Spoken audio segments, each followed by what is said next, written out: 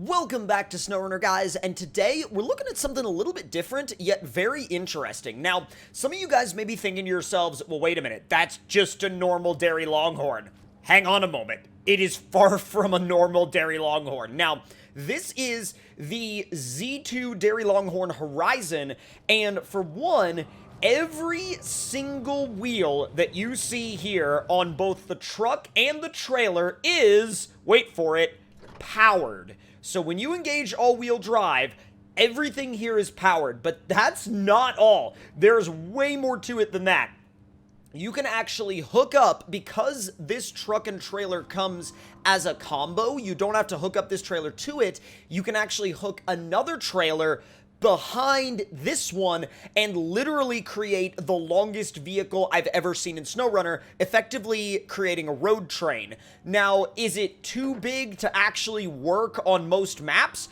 Potentially, but only time will tell after the community actually really puts this thing to use.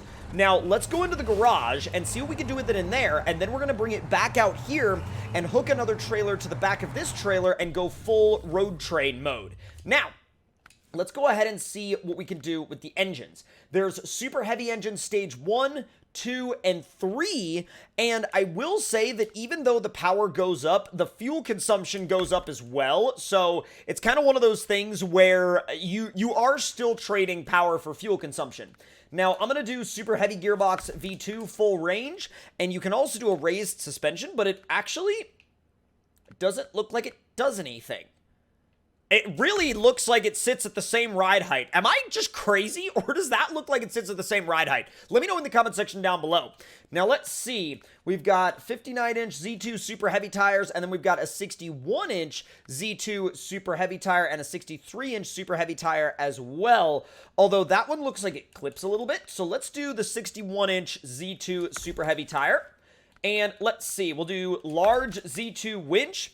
And the spare wheels are already on there, and let's see what we can do in terms of snorkels. Now, I'm thinking I'm going to do the wedge cap because it is the tallest, and here we can see that that trailer can actually house whatever add-ons you want it to. Now, we're going to do a saddle high on the far rear, and then we can also, we can put a flatbed frame on top of it too. That's so sick. You can even do a fuel, like a massive fuel tank on top of it. 7,926 units of fuel. Okay, I see you. Good lord, that's insanity. That's actually legitimately bonkers. Like, legit bonkers.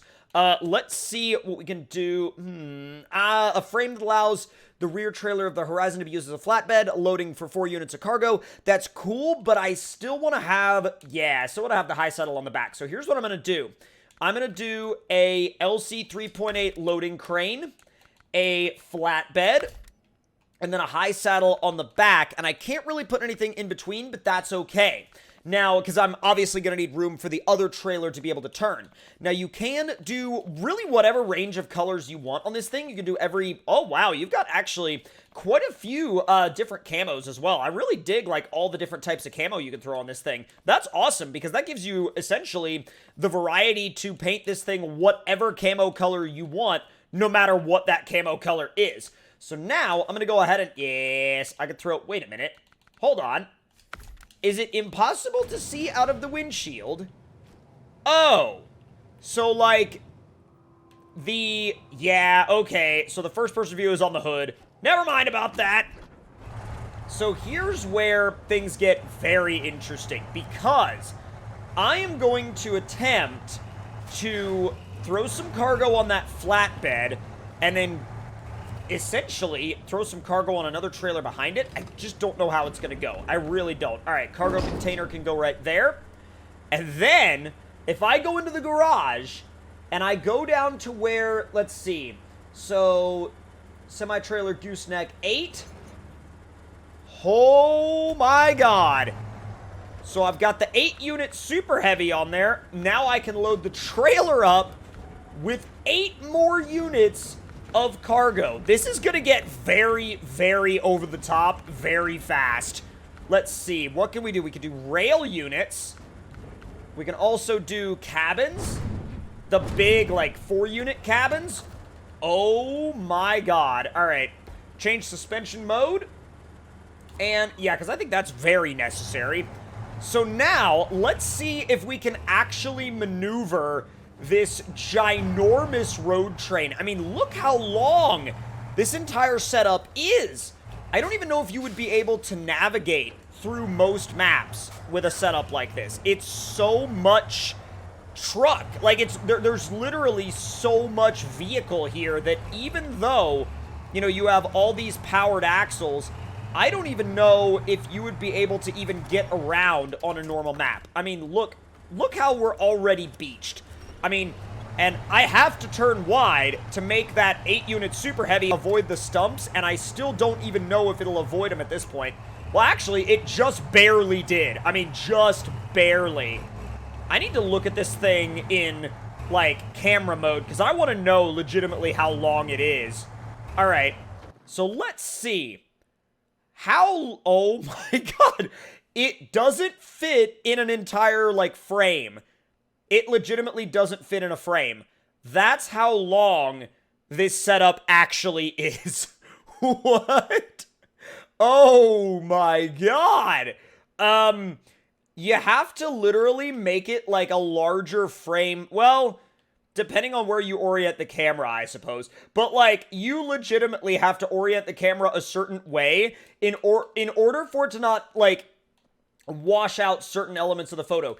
In fact, you have to mess with the photo mode specifics and the aperture to get it to not blur out the back of the trailer. That is so ridiculous. What even is this thing? I don't even know where else you would ever be able to find a setup like this. Let's take it back here onto somewhat of a trail, if we dare, and see how wrong it goes, because I feel like it's going to go wrong pretty dang fast. It's actually going to go wrong a lot faster than I think. I'm pretty sure. All right, so I've got the suspension on high mode. My other question is, will the trailer bottom out? Not yet, and I'm in high range. Oh my god.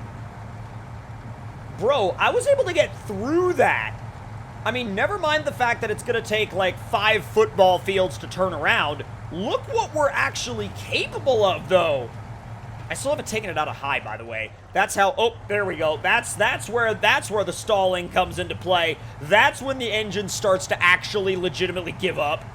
Oh my god, there's so much going on here between the truck, the powered wheels on the trailer, the crane, the flatbed on top of the first trailer, and then the 8-unit super heavy filled with 8 units of cargo on the second trailer. There is legitimately so much going on here that I don't know where to start. And I don't really think you could, like, give anybody a definitive place to start, quote unquote, with this thing, because it really is on a playing field of its own when it comes to sheer length and cargo hauling capacity. I mean, aside from making tight turns, we haven't really come across anything yet that stops this thing. Now, we are going to circle back around to the mud area to, of course, put this thing through a full-on mud test, but, I mean, I feel like it's going to do pretty well at that. I really do.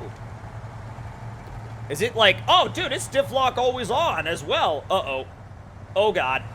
Okay, so the weird thing about the powered trailer wheels and the fact that there's a articulated joint in the middle is when the truck's front bumper snags on a fallen tree and yet the trailer's wheels are still going, they're still spinning, it like pushes on that flex joint and causes some very odd physics interactions. I don't know if that's something that is just caused by the way the truck is set up, or if that's something that's avoidable. I'm sure it's just one of those things that as you get used to driving this thing that you'll kind of learn.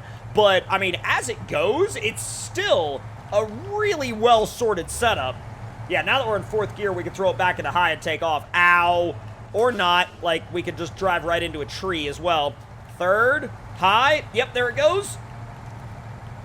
When you're on flat ground, it's pretty easy to get it to go up into high gear. You just have to make sure that that you're not, like, sinking in anything. All right, let's see how you turn. You know, honestly, with the powered trailer wheels, you've got to be careful. You'll push yourself over. Oh, my God. You'll push yourself over. Uh-oh. Okay, yeah, so if you get into a situation like that, you absolutely must put it in front-wheel drive mode. Otherwise, you will push yourself over with your own trailer, and it will not be a pretty sight. It will not be a pretty sight whatsoever. There's certainly a little bit of a learning curve to driving this thing, the way it's set up. And I'm not going to try to do individual mud lanes, because I feel like if I tried to do that, I would spend 5 years turning the dang thing around. But let's see how it goes through, well, several different mud lanes, really. We're still in high, and it still hasn't stopped, so I'm actually very impressed with what it's done so far. Oh, never mind. I mean, I'm still impressed, but sketchy?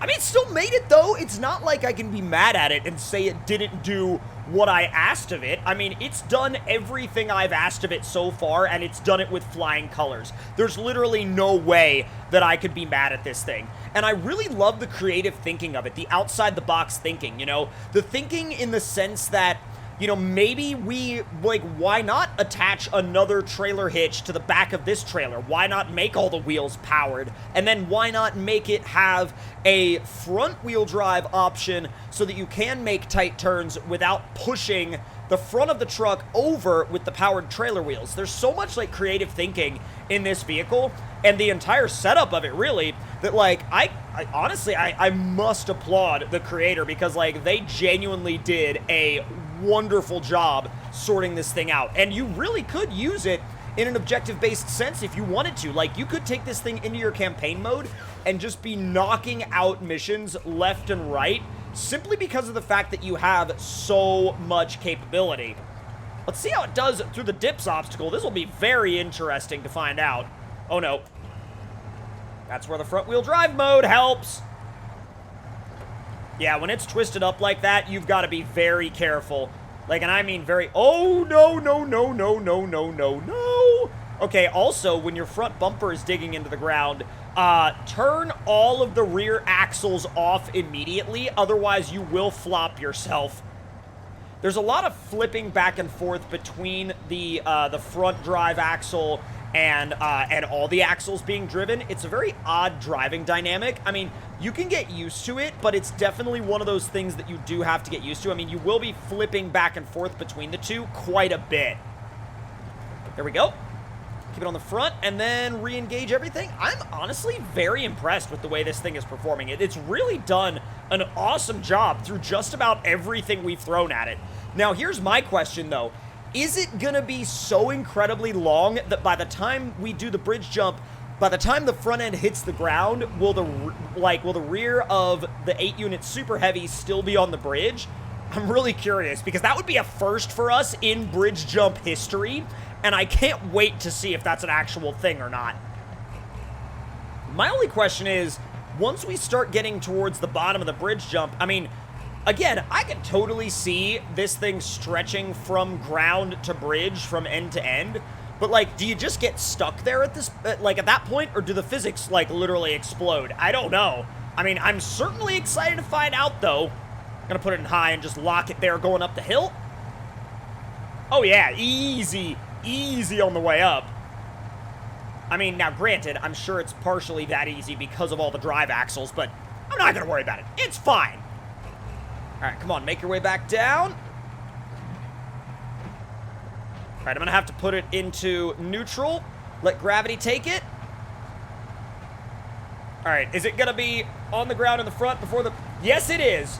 So, the front end really did hit the ground before the, like, the rearward most axle was off the bridge. At least I'm 99% sure that that's what happened. But if you guys enjoyed this look at this very odd and yet very interesting truck, let me know your thoughts and opinions on it in the comments below. Hit the like button if you enjoyed, subscribe if you're new, and I will see you guys next time. Talk to y'all later.